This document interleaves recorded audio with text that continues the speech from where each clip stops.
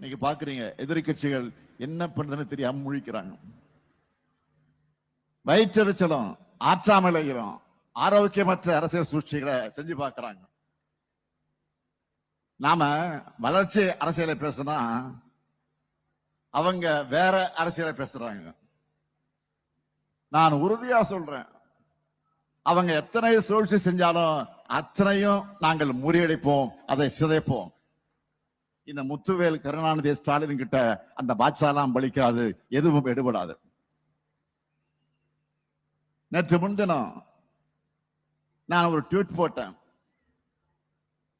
பார்த்திருப்பீங்க, படிச்சிருப்பீங்க. மதுரைக்கு தேவை வளர்ச்சி அரசியல். அதை நிரூபிக்கிற வகையில இந்த நிகழ்ச்சி முன்னாடி 36,660 கோடி ரூபாய் முதலீடுகள் மூலம் 56,916 பேருக்கு வேலைவாய்ப்புகளை உறுதி செஞ்சுட்டு தான் இந்த நிகழ்ச்சிக்கு வந்திருக்கிறேன். இதுதான் எங்க அரசியல். மதுரையும் அதை சுற்றி இருக்கக்கூடிய பகுதியையும் நல்ல தரமான உயர்தர வேலைவாய்ப்புகளை உருவாக்குற இடங்களாக உருவாக்கணும்னு இந்த அரசு ஓயாமல் பாடுபடும். சிலதை கம்பேர் பண்ணி நான் சொல்றேன், நீங்களே கொஞ்சம் யோசிச்சு பாருங்க. நம்ம ஆட்சிக்கு வந்ததும் இந்த மதுரையில ஒரு அறிவு திருக்கோயிலா முத்தமிழக தலைவர் கலைஞர் நூற்றாண்டு நூலகம் கட்டப்படும் அறிவிச்சோம்.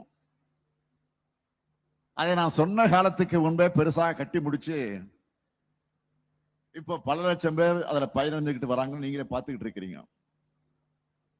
ஆனா 10 வருஷத்துக்கு முன்னாடி ஒன்றிய பாஜக அரசு மதுரைக்கு அறிவிச்ச எய்ம்ஸ் மருத்துவமனை என்ன ஆச்சு?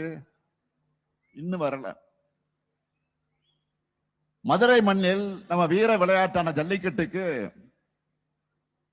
உலக தரத்திலான 62 கோடி ரூபாயில கலைஞர் நூற்றாண்டு ஏறுதழுவது அரங்கம் அமைச்சிருக்கிறோம்.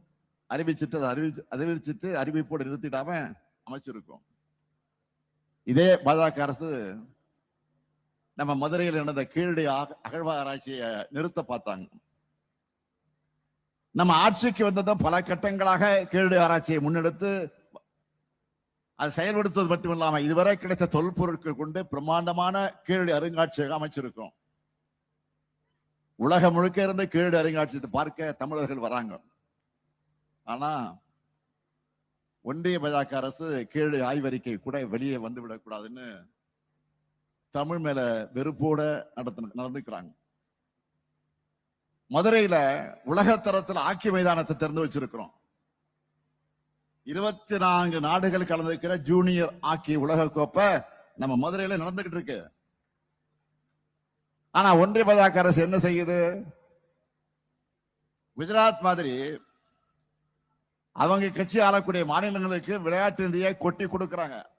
ஆனா தமிழ்நாடுனா ஒண்ணும் கிடையாது. விளையாட்டுல மட்டுமல்ல, மதுரையை முக்கிய தொழில் மையமாக உயர்த்துவதற்கு முதலீட்டாளர் மாநாடு நடத்தி வேலைவாய்ப்பை நாம கொண்டு வரோம். ஆனா ஒன்றிய பாஜக அரசை சேர்ந்தவங்க என்ன சொல்றாங்க? நம்ம இளைஞர்களை பகோடா வைக்க போங்க அப்படின்னு சொல்றாங்க. இதுதான் அவங்க தரம். நம்ம இளைஞர்களுக்கு மதுரையில பெரிய வேலைவாய்ப்புகள் இருக்கணும். நாங்க அதுக்காகத்தான் மாட்டுத்தாவணியில டைட்டில் பூங்கா அமைக்கிறோம். ஆனா ஒன்றிய அரசு என்ன பண்றாங்க? மதுரைக்கு மெட்ரோ ரயில் வேணாம், வேணும்னு நாம கேட்ட அதை வேணாம்னு சொல்றாங்க. சப்பையான காரணங்களை எல்லாம் சொல்லி நிராகரிக்கிறாங்க.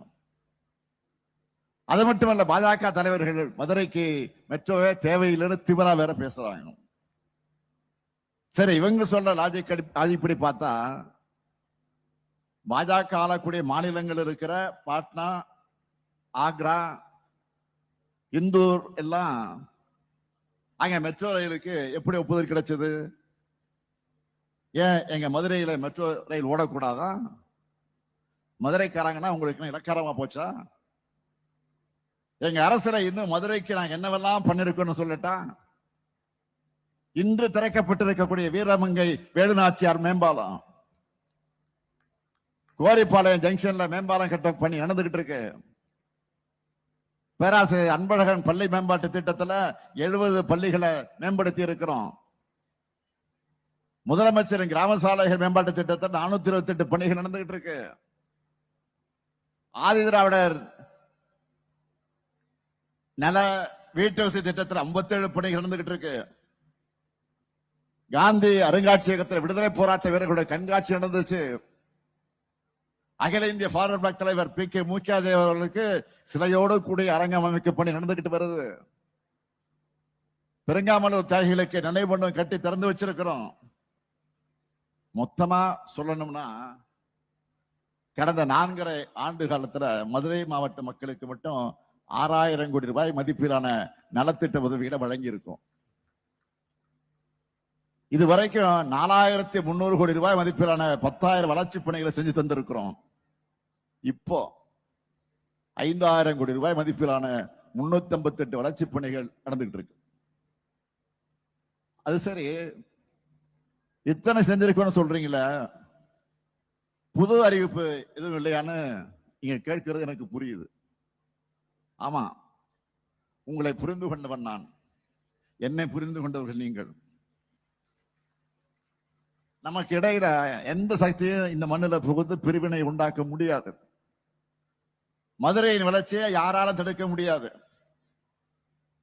அதுக்காக தான் மதுரைக்கான 6 புதிய அறிவிப்புகளை இங்க அறிவிக்க நான் விரும்புகிறேன். முதலாவது அறிவிப்பு, மதுரை மாநகர்ல போக்குவரத்து நெரிசலை குறைக்க பலகாலமா எதிர்பார்க்கப்பட்ட வைகை ஆற்றின் வடகரையில விரகனூர் சுற்றுச்சாலை முதல் சக்குடி வர 8.4 கிலோமீட்டர் நீளத்துக்கு 130 கோடி ரூபாய் செலவில் புதிய சாலை அமைக்கப்படும். இரண்டாவது அறிவிப்பு, மதுரை மாநகரின் முக்கிய பகுதிகளான மீனாட்சி அம்மன் கோயிலை சுற்றி இருக்கக்கூடிய 4 மாசி வீதிகள், வெளி வீதிகள், புதூர், அண்ணா நகர், சந்தைப்பேட்டை, தெற்குவாசல், எஸ்எஸ் காலனி, ஆரப்பாளையம், அரசரடி, பழங்கானத்தம், பைக்காரா உள்ளிட்ட பகுதிகளில் இப்ப இருக்கக்கூடிய பழைய பாதாள சாக்கடை குழாய்கள் அகற்றப்பட்டு புதிய திட்டம் செயல்படுத்தப்படும். மூன்றாவது அறிவிப்பு, மதுரை கிழக்கு வட்டத்தில் இருக்கக்கூடிய உத்தங்குடி உபரி நீர் கால்வாய் 7 கோடி ரூபாய் செலவில் தடுப்பு சுவர் கட்டப்பட்டு நிரந்தர வெள்ளத்தடுப்பு பணிகள் மேற்கொள்ளப்படும். நான்காவது அறிவிப்பு, மேலூர் வட்டத்தில் கேசம்பட்டி கிராமம், பெரிய அருவி நீர்த்தேக்கம் மற்றும் அதை சார்ந்த கண்மாய்கள் 2 கோடி 60 லட்சம் ரூபாய் மதிப்பீட்டில் புனரமைக்கப்படும். மேலும் மேலூர் வட்டம் சூரப்பட்டி அருகே பாலாற்றின் குறுக்க 9 கோடி 50 லட்சம் ரூபாய் மதிப்பீட்டில் புதிய தடுப்பணை கட்டப்படும். ஐந்தாவது அறிவிப்பு, மதுரை மேற்கு வட்டத்தில் இருக்கக்கூடிய கொடிமங்கலம், மேலமாத்தூர், புதுக்குளம் மற்றும் விளாச்சேரி கிராமங்களில் இருக்கிற பல்வேறு ஏரிகள் மற்றும் கால்வாய்கள் 10 கோடி ரூபாய் செலவில் மேம்படுத்தப்படும். ஆறாவது அறிவிப்பு, வாடிப்பட்டி வட்டம் அலங்காநல்லூர் ஒன்றியத்தில் சாத்தையாறு அணை முதல் வைகாசிப்பட்டி வரை இருக்கக்கூடிய சாலை, முடுவார்பட்டி முதல் சல்வார்பட்டி வரை இருக்கக்கூடிய சாலை மற்றும் பாலமேடு முதல் வேம்பரலை வர இருக்கக்கூடிய சாலை ஆகியவை 1 கோடி 50 லட்சம் ரூபாய் செலவில் வனத்துறையின் அனுமதி பெற்று அது மேம்படுத்தப்படும். ஆக இந்த அறிவிப்புகளை எல்லாம் நான் வெறும் அறிவிச்சுட்டு போற மட்டும் நினைக்காதீங்க, இது விரைவில் தொடங்கப்படும். ஆக இப்படி நம்முடைய சிந்தனை எல்லாம் தமிழ்நாட்டினுடைய வளர்ச்சி முன்னேற்றம் தான். ஆனா சில கட்சிகளுக்கு எப்போதுமே கலவர சிந்தனை தான். தேவையில்லாத பிரச்சனையை கிளப்பி நம்முடைய வளர்ச்சிக்கு இடையூறு ஏற்படுத்தலாம்னு நினைக்கிறாங்க. காலங்காலமா கார்த்திகை தீபத்துக்கு திருப்பரங்குன்றம் முருகன் கோயில தீபம் ஏற்றுறது மாதிரி கடந்த 3ஆம் தேதி மாலை 6 மணிக்கு பாலதீபம் ஏற்றப்பட்டுச்சு. அதன் பிறகு அதே நேரத்தில் உச்சிப்பிள்ளையார் கோயில் தீபமண்டபத்திலையும் தீபம் ஏற்றி சாமி புறப்பாடாகி 16 கால் மண்டபத்துக்கு எதிரே இருக்கக்கூடிய இடத்துல சொக்கப்பான் ஏற்றி சாமிக்கு ரக்ஷை சாத்தப்பட்டுச்சு. இதெல்லாம் இந்து சமய அறநிலைத்துறையின் சார்பில் முறையா நடந்துச்சு. இதெல்லாம் உள்ளூர் மக்களுக்கு, உண்மையா பக்தர்களுக்கு நல்லா தெரியும். அவங்க எல்லாம் நல்லபடியா தரிசனம் பண்ணிட்டு தான் வீட்டுக்கு போனாங்க. ஆனாலும் இப்ப என்ன காரணத்துக்காக பிரச்சனை நடக்குது? இந்த பிரச்சனையை கிளப்புற கூட்டத்தோட நோக்கம் என்ன? இதுவும் மக்களுக்கு எல்லாம் தெரியும். ஆன்மீகம் என்பது மன அமைதிய, நிம்மதியை தந்து மக்களை ஒற்றுமையா இருக்க வைக்கணும், 4 பேருக்கு நல்லது செய்யணும். இதுதான் உண்மையான ஆன்மீகமாக இருக்க முடியும். ஒரு சிலரோட அரசியல் லாபங்களுக்காக பிரிவுகளையும் பிளவுகளையும் உண்டாக்கி சமூகத்தை துண்டாடும் சதி செயல்கள், அது நிச்சயமா ஆன்மீகம் அல்ல, அது அரசியல். அது கேடுகட்ட மலிவான அரசியல். தீபம் எங்க ஏற்றப்படணுமோ, எப்போ ஏற்றப்படணுமோ அங்கே வழக்கம் போல சரியா முறையா ஏற்றப்பட்டிருக்கு. நான் இன்னும் பெருமையோடு பக்த பெருமக்களுக்கு சொல்றேன், தமிழ்நாட்டு வரலாற்றிலேயே இல்லாத அளவுக்கு நாங்க ஆட்சிக்கு வந்து 1490 நாள்ல, நல்லா கவனிங்க, 1490 நாள்ல 3000க்கு மேற்பட்ட திருக்கோயில்களுக்கு குடமுழுக்கு நடத்தி இருக்கிறோம். இப்ப அந்த எண்ணிக்கை இன்னும் கூடி இருக்கும். இப்படிப்பட்ட அரசை பார்த்து ஆன்மீகத்துக்கு எதிரின்னு சொன்னா, அப்படி சொல்றவங்களுடைய உள்நோக்கம் என்னன்னு உண்மையான பக்தர்களுக்கு தெளிவா தெரியும். அறத்தை கொண்டாடக்கூடிய அமைதியான மாநிலமாகத்தான் தமிழ்நாடு என்றைக்கு இருக்கு. மதுரை மக்கள் கிட்ட வளர்ச்சின்னு சொன்னா வாங்க வாங்கன்னு வரவேற்பாங்க. அதுவே வன்முறையை தூண்ட கூப்பிட்டா என்ன பண்ணுவாங்கன்னு தெரியுமா? மதுரை ஸ்லாங்க்ல சொல்லணும்னா, கலவர கும்பலை பார்த்து என்ன சொல்லுவாங்க தெரியுமா? புடாநிலையே அடிச்சு விரட்டடிப்பாங்க. அமைதியின் பக்கம் நிற்கிற மதுரை மக்களுக்கு நான் என்னுடைய நன்றியும் வணக்கத்தையும் பாராட்டுகளை தெரிவித்துக்கிறேன். நம்முடைய எதிரிகள் டெல்லியிலிருந்து நமக்கு எத்தனை இடைஞ்சல்கள் கொடுத்தாலும், நிதி நெருக்கடிகளை ஏற்படுத்தினாலும், ஆளுநர் மூலமாக முட்டுக்கட்டைகள் போட்டாலும், எல்லாத்தையும் மீறி இந்தியாவிலே நம்பர் 1 வரலாறு காணாத பொருளாதார வளர்ச்சி தமிழ்நாடு அடைஞ்சிருக்கு. எங்களுடைய வளர்ச்சி பயணத்தை உங்களால தாங்கிக்க முடியல, அதனால சதி திட்டங்கள்ல நீங்க போடுறீங்க. நீங்க எப்படி பந்து வீசினாலும் தமிழ்நாட்டை பொறுத்த வரைக்கும் அதை அடிக்கிறது சிக்ஸர் தான். அந்த டீமுக்கு தோதான அடிமைகள் சிக்கலாம். பழைய அடிமைகள், புதிய அடிமைகள், பி டீம், சி டீம் உருவாகலாம். ஆனா கடைசியில டோர்னமெண்ட்ல சாம்பியன் நாங்க தான்.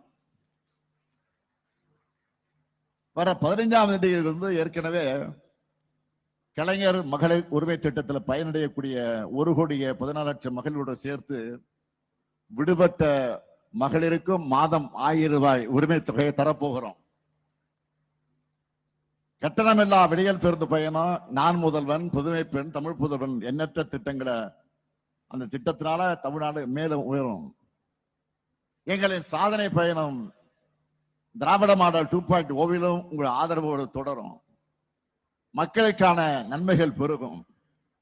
இங்கே திரண்டிருக்கக்கூடிய மதுரை மக்கள் மீதான நம்பிக்கையில சொல்றேன், அனைத்து மதத்தினரும் அங்காளி பங்காளியா பழகிற பாசக்கார மதுரை மண்ணிலிருந்து உறுதியா சொல்றேன், எங்க தமிழ்நாட்டில் என்றைக்கும் பெரியார் ஏத்தின சமத்துவ தீபம் தான் ஒளிரும். உங்களால் அதை தடுக்க முடியாது. எதிர்த்து கேட்க ஆள் இருக்கு. உள்ள பெரியார் எத்தனை எதிர்ப்பு இருக்கும். 2026 அதே ஃபயரோட திராவிட மாடல் அரசு தான் தொடரும். நன்றி, வணக்கம்.